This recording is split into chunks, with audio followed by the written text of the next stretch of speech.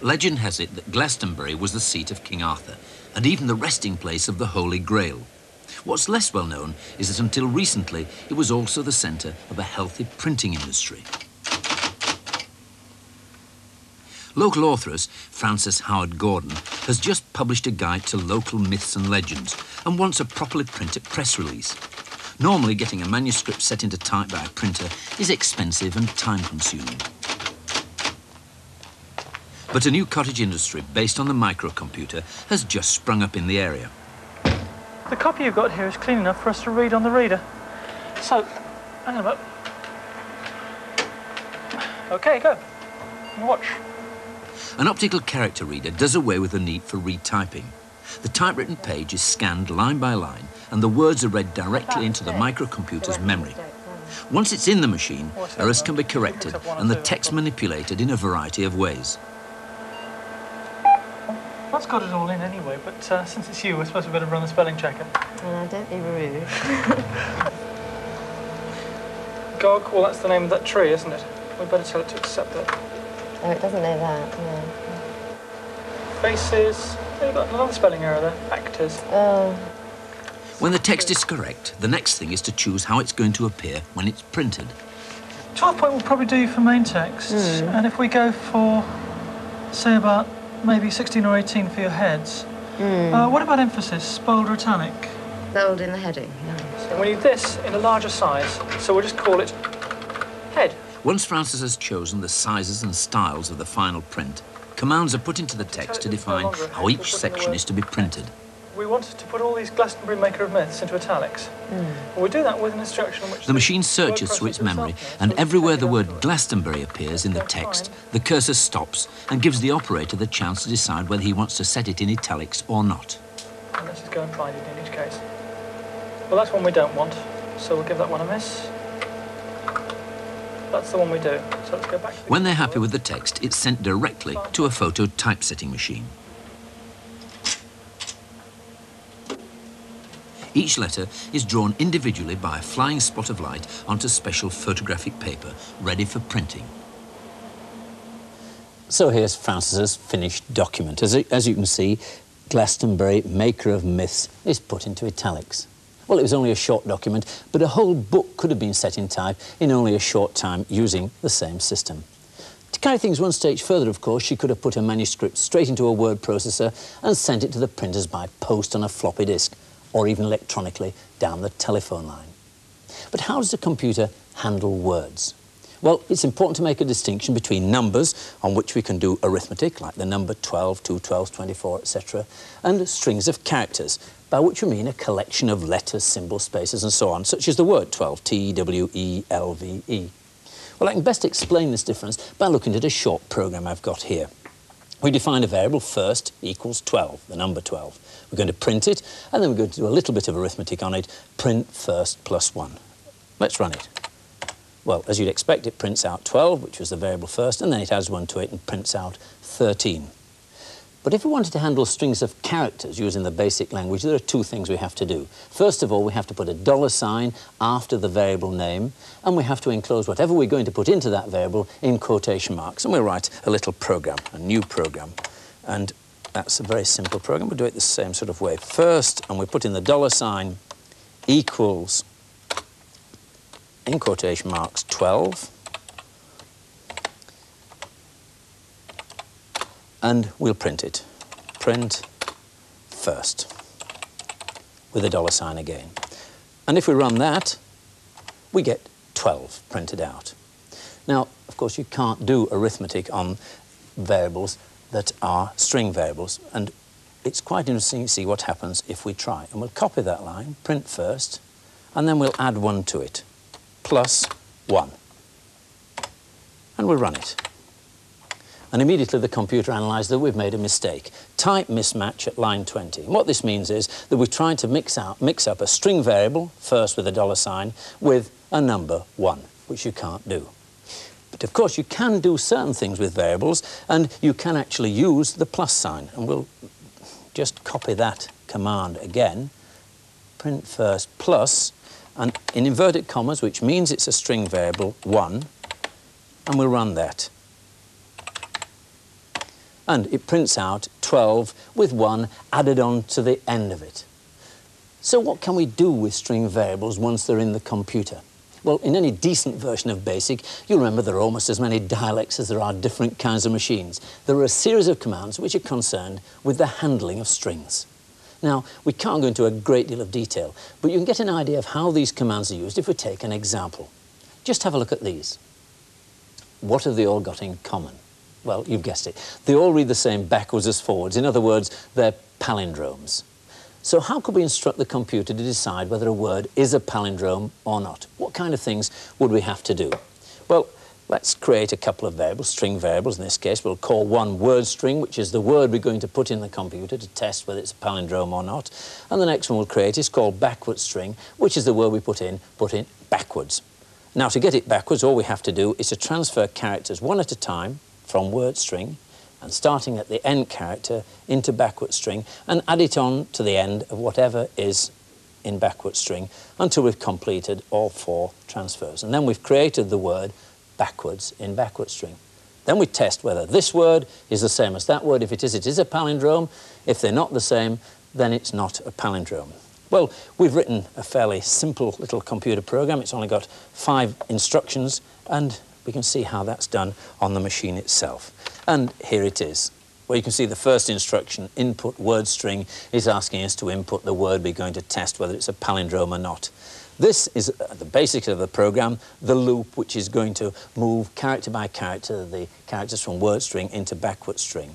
And what it takes is for place equals len word string. That's the length of word string. In our case, it's 4 characters long. We're going to start at the 4th character. That's the end of the word. And we're going to go backwards. So we go in steps of -1. And each time we get to next place, it will subtract 1 from the 4 we had and loop around this loop 4 times.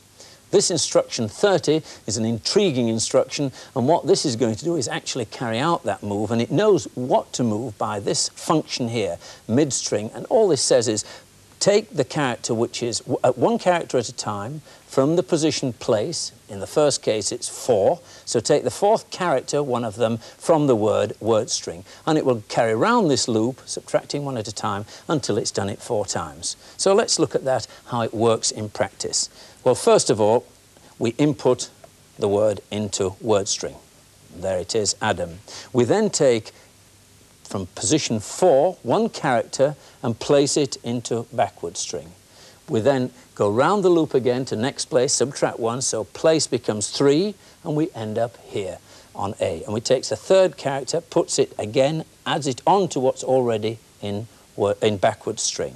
It will then subtract 1 again, take the 2nd character, add it on to what's already in backward string, and finally the last character, and add it on to what's already in backward string. So we've created the word in backward string, which is our original word backwards. Then all we have to do is to test whether that word is the same as that. And there is an instruction. If backwards equals word string, then print word string is a palindrome, else print word string is not a palindrome. So let's run it.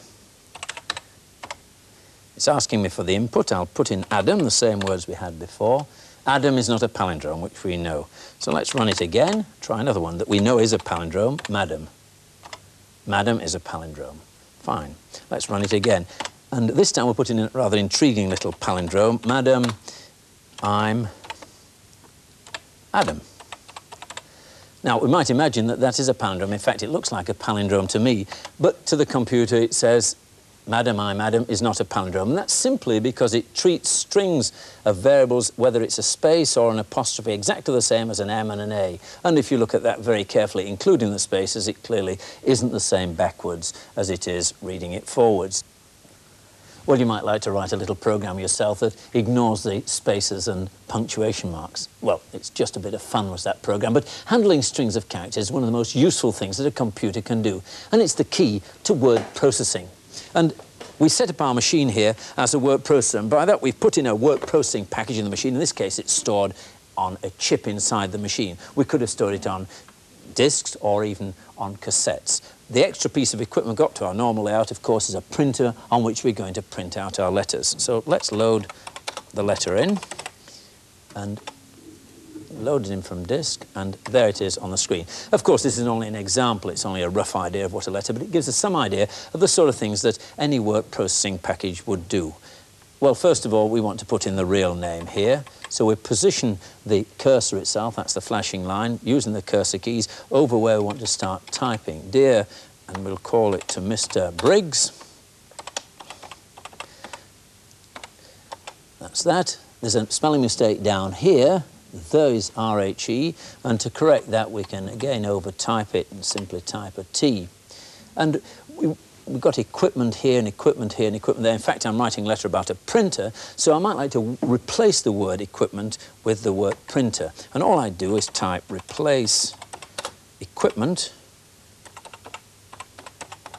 with the word printer. And I'm such a bad typist that I think the word processor is absolutely brilliant for me. Replace, there it is. And this will position a new cursor over the equipment, and we say, yes, we want to replace that by printer. The second one, yes, we'll replace that. The third one, no. And the last one, yes, we'll replace it with printer. So what else do we want to do? Well, we're writing about a printer. We have a brochure, so perhaps we want to add something to that paragraph there. And we, again, can add something. And I will say, the printer contains several advanced features, and I am sending you a brochure. That's fine.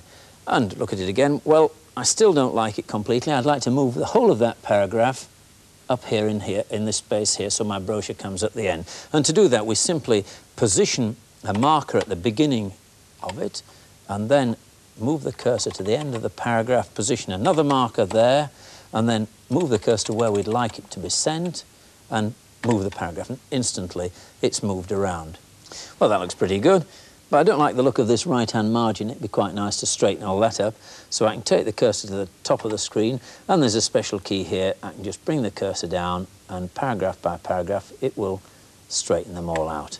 And there it is. So what I want to do now is to save that, and I'll save it, I'll call it letter 2, and that will save it on disks. And then finally, to have a look at it and send it off, I'll print it out. Print letter 2. And there it goes. Well, this is the sort of quality printer you'd need for writing letters. But the other important use of a printer is when you're writing a program, and you can get away with something a bit less expensive. Well, this Sinclair machine has a small printer on it, and we've written a sort of version of our palindrome program, and we could print that out. And there it goes. Well, so far, we've only been looking at the principles of writing short programs. But when you write longer programs, not only is a printer almost essential, but there are some new techniques to be learnt.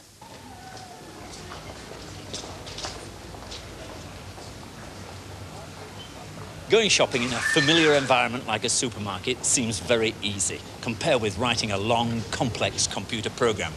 The outline is very straightforward. You write out a shopping list, you go to the supermarket, you select the goods that you've got on your list, you pay for them, you go out and you go home. But imagine writing a program for a computer-controlled robot to do exactly the same thing.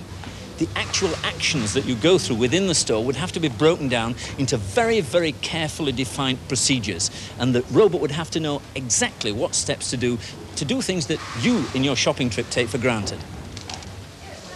But one of the procedures that we all use is what I call the best buy procedure. And you can use it for buying, for example, toothpaste. Some people buy toothpaste because they like the flavour, but I buy price per unit volume. So I simply take the toothpaste, look at the price, look at the volume, so many millilitres, divide the price by the volume, select the next one, divide the price by the volume. If that is cheaper than that, then I select this one. But that procedure isn't only useful for toothpaste. It can be used for almost anything that you buy by weight or by volume. But there are a couple of other procedures we take for granted. First of all, there's the counting one. I want to buy 3 avocados, so it's for avocados 1 to 3, select avocado, place in basket, that's 1, next avocado. Select avocado, place in basket, that's 2, next avocado. Select avocado, place in basket, that's 3. And we've got 3 avocados. But it's not every time we want to do it by counting. Sometimes we want to buy by weight. And there we want to buy a pound of tomatoes, so we have an instruction which says, repeat, place tomato on scale until scale greater than 1 pound. So we keep on repeating until scale greater than 1 pound. And there we have just over 1 pound of tomatoes. Well, those are fairly straightforward procedures, but there's one procedure which, even in a supermarket, is very complex, and that's at the checkout. Well, this is one situation we've all been faced with: how to get out of here in the shortest possible time. Well, I guess a procedure would go something like this. If there's an empty lane and it's manned, then select that lane. Else, select the lane with the shortest queue. Well, if there's more than one lane with the shortest queue, then select that lane where the people have the smallest number of goods in their baskets. It's quite complex, and you might get it wrong, and it doesn't account for how fast the teller is. Well, fortunately, I'm lucky this time. Hello.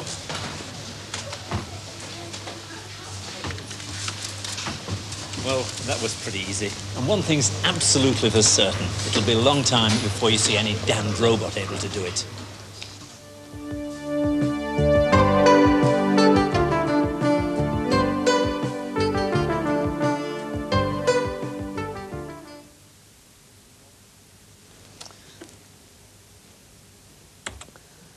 It's a great game.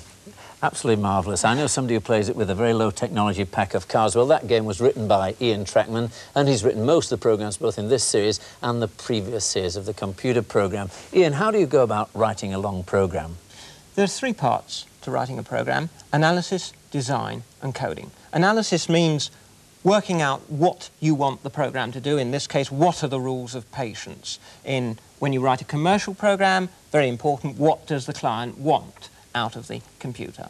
When you've worked out what is wanted, you then move on to the design stage. Design, well, besides simply designing the screen, it also means working out the parts of the programme, breaking it down into these logical blocks. That's what we call structuring, structured programming. Only when you've done that, then, can you move on to coding, and that is typing in the words in BASIC, whatever language we're using, as we've been seeing in the little programs. Well, how long is this patience program? Well, I've got here a listing of the program that I've taken off the printer, and it's a reasonably sized program for a microcomputer. There. And let's go back. The interesting part of it is actually the beginning here, because there's the main part of the program, and I've marked with these red lines the procedures, the blocks, logical blocks that I've broken the program down into, and there's about 20 or so of them. The main part of the program calls a few of those procedures, and they in turn call other procedures. And for instance, here's one, I've called it proc bell. That's the one that makes a noise when you turn a card over or you make an illegal move, something of that sort. So it starts with defined procedure bell, it goes through till it ends procedure, and every time you refer to procedure bell, it goes to that and runs it for you. That's right, and then it gets to this end proc. When it gets to end proc, it goes back to wherever it was called from and carries on with the rest of the program. I see, yes. Well, what's the difference between good programming and bad programming? First of all, as far as the programmer is concerned, a good program is one that is well structured, it's well laid out, it's easy to follow, it's easy to find the bugs, and particularly again in a commercial program, if the client wants it changed, how easy is it to go back to it and make a change to it? And then the other part of the answer is, from the user's point of view, what's a good program? Well, it must be a program, first of all, that you want. I mean, as you quite rightly said, with patience, you've got to decide you want to play it on a computer, or should you just play it with a pack of cards in any event. And then it's got to be easy to put information into the program off the keyboard or whatever we're using. It's got to be easy to see what's going on, and the output, the presentation, has got to be clear and helpful. And it shows the difference. Well, again, here I've written a couple of programs. The first one is a good program, and let me put that into the computer now. We'll load it up. First thing is it sets out the screen nicely. It asks, would you like to see the rules of the game? Please press Y or N. Well, I'll explain the rules to you, so we won't press yes. Just before I do, though, let me just show you. If you press K or F or S or anything else, it's refusing it. So we'll press no, and we're straight into the game. It's a very simple little game. We throw dice on the screen and press to stop. The dangerous throw is 2. That means we keep on playing until we hit another 2 or we decide to stop. If we hit another 2, we lose all the score in that round. So at the moment the computer is playing, let me think, it says, yes. Let me think. Again, it's going to have another throw. Again, it's going to have another throw. It's decided it's going to take its chances here. Well, it's throwing a 2 and the chance of throwing a 2 is very low. Yes, so we'll let time. it go on for a long Yes. time. It will continue running. Eventually it will decide to stop, and then it's our go. So the important thing about this is it's well presented, it's interesting to play, it looks good. Let's compare that, shall we? I've also written the same programme, but I've tried to write it as badly as I can. So we'll stop that, and let's load in the bad version of that programme. Was that more difficult to write than the good version? About as difficult. Look at this. The first thing is, it didn't even clear the screen. It's got instructions down the bottom of the screen here. Well, let's see what happens. If I type in Y, expecting instructions, it doesn't give that to me. Straight into playing the game. Because, well, I've put in the program, it will only accept YES, but there's no clue to that on the screen. Straight into the program. Still, look at this. It's no space between round and 1. It's messy. Well, we'll say, yes, we will have more. And look, it's a horrible mess. I mean, I wouldn't play that at all. Just no good at all. What about in the writing of the program itself? How would they differ?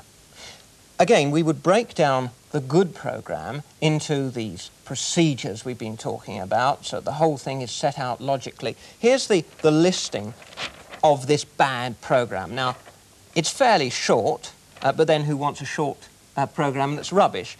What I've done here, I've joined together all the different routes the program can take, and you can see that's a terrible mess, ever so difficult if we have a bug, a mistake in it, to find out where it's going wrong. And this, for obvious reasons, we call spaghetti programming. If If you have a bug in a structured program, you know it's in one particular procedure, so you can go to that procedure and correct it. In that, it would be a nightmare to try and sort out just what it would happened. take me probably longer to find a bug in this than it would in the big, well-written program. So have you got 3 tips for somebody of how you write a good long program?